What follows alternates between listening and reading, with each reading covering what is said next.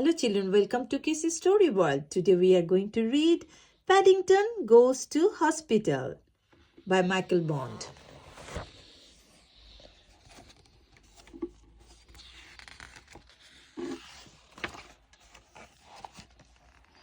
Paddington lay back on the lawn with his paws in the air and gazed up at Brown's. "Where am I?" he gasped. "You are at home, dear," said Mrs. Brown. "At number 32, Windsor Garden." "Is that in the darkest Peru?" asked Paddington. "If you ask me," said Mrs. Bird, "that's Bear lost his memory." "Oh dear, Henry!" exclaimed Mrs. Brown. "What shall we do?" Mr. Brown consulted his medical dictionary. "All it says here is the victim shouldn't drive a car." "I don't think I could anyway," said Paddington. I have hurt my shoulder." "Would you like a bun?" suggested Mrs. Brown. "What's a bun?" asked Paddington. "That's settle it," said Mrs. Bird. "I am phoning the hospital." "I am sorry we took so long," said the ambulance driver. "When I heard the name Paddington, I went to the railway station by mistake. If you ask me," he added, "this young bear's not only lost his memory, he's put his shoulder out as well. One of you ladies had better come with him in case he has to stay in hospital overnight."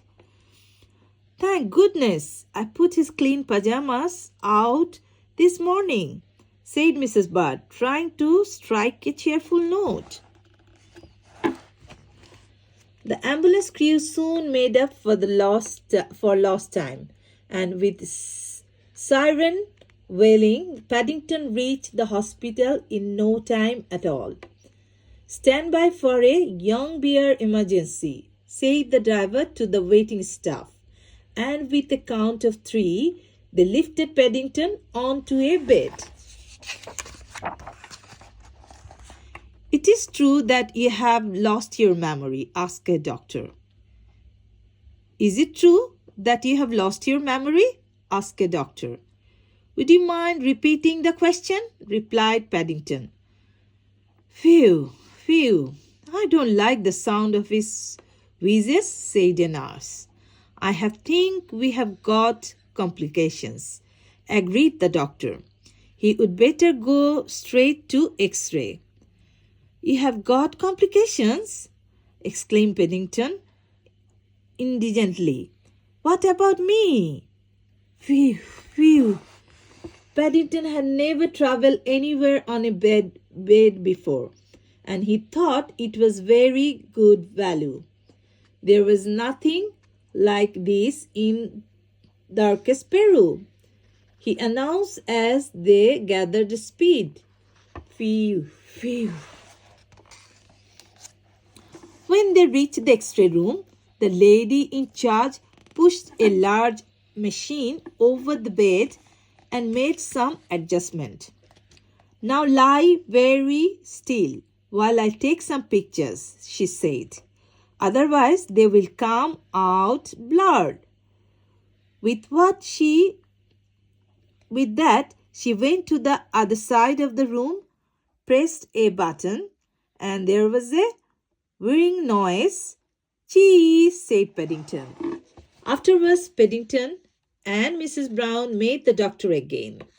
Paddington stared at the picture on the wall. "What's happened to my fur?" he exclaimed. "I had it when I came in." "It is still there," said the doctor. "This is a special camera for looking inside people. And bears too," he added hastily. "It looks very complicated," said Paddington. "I didn't know I had so much inside me." "The one on the left shows why your shoulder's hurting," explained the doctor. "The bones come out of its socket We shall need to put you to sleep while we relocate it. Have you had anything to eat since breakfast? Asked a nurse. I haven't had time for my allowance, said Paddington.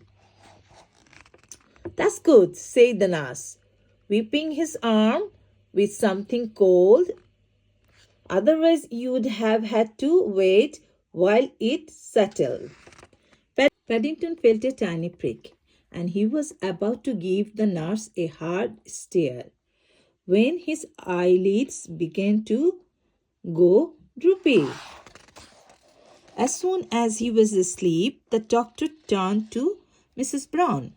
We'll soon put things right. He won't feel a thing.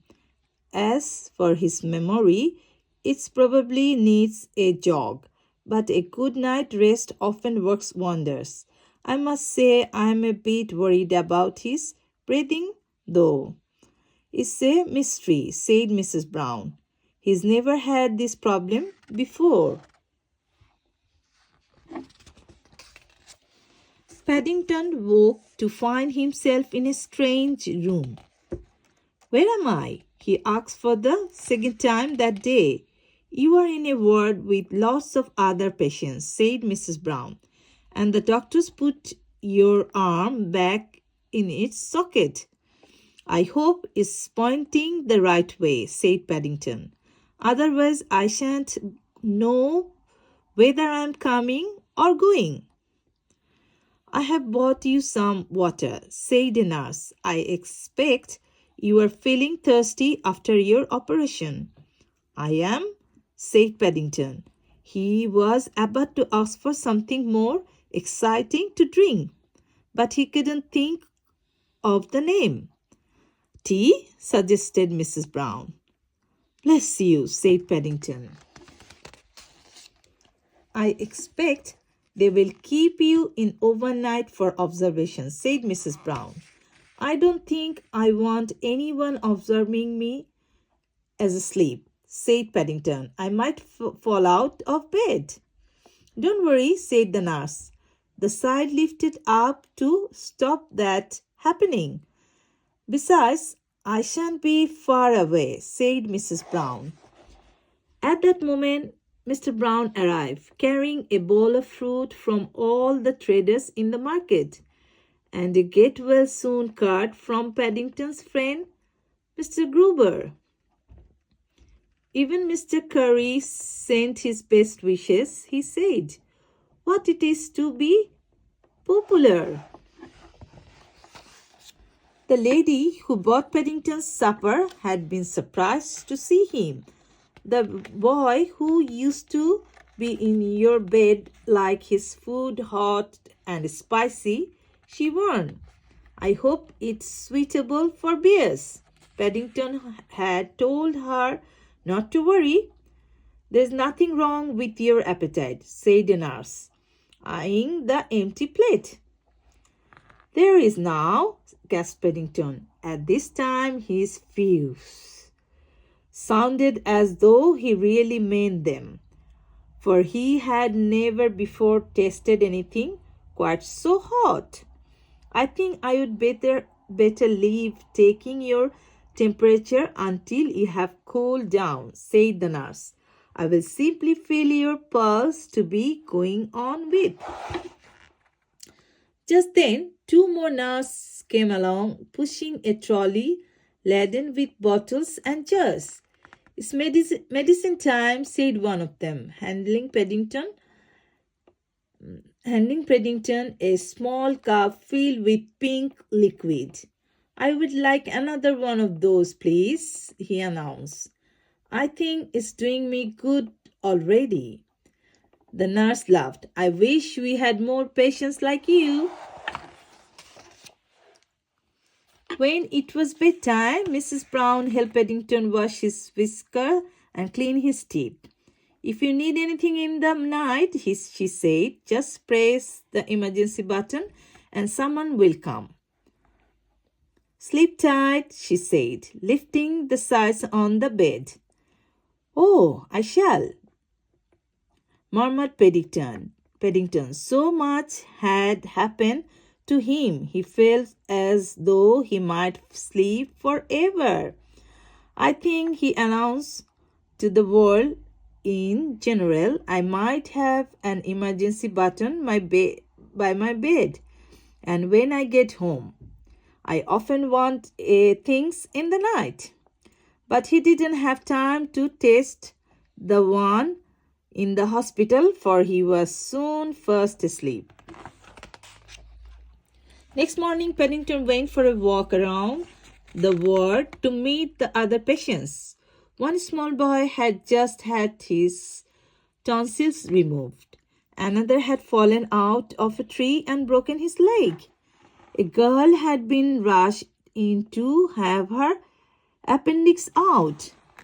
Another boy had been knocked down by a car when he ran across the road without looking.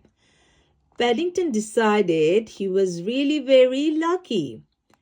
You can always see people worse off than yourself in a hospital, said a nurse. I can see why they are called patients, said Paddington. Some of them must have to wait a very long time before they get better. To Paddington's surprise, when he got back to his bed, he found he had visitors. Mr. Brown held up on a L-shaped piece of wood. Do you recognize this? He asked. I found it when I was cutting the grass this morning. It's my boomerang, exclaimed Paddington. The one you gave me for my birthday is all coming back to me. Like it did yesterday morning, said Mrs. Bird. Bless thing. It must have flown back when you were testing it and hit you on the head. That's the trouble with boomerangs, said Jonathan. They always come back. You'd better duck next time, agreed Judy. All is well that ends well, said the doctor, as the Brown explained what had happened. It's been a learning experience for us too, he added in general agreement. It could come in very useful if we have any more bear patients to look after. I'm glad you had me to practice on, said Paddington, as he waved goodbye. I have never been in a hospital before, and now that I know what goes on, I shall never mind coming back. The end. Children, if you want to hear more stories, please subscribe my channel. Bye-bye.